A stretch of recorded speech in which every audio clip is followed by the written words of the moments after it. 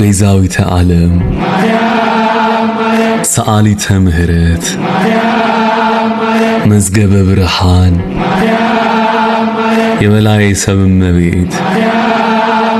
አቁራሪተ መዓት ወለተ ዳዊት ዕፀ ሕይወት ምልዕተ ክብር ጽላተ ኪዳን የደስታ የሰላም የፍቅር እናቱ እናቴ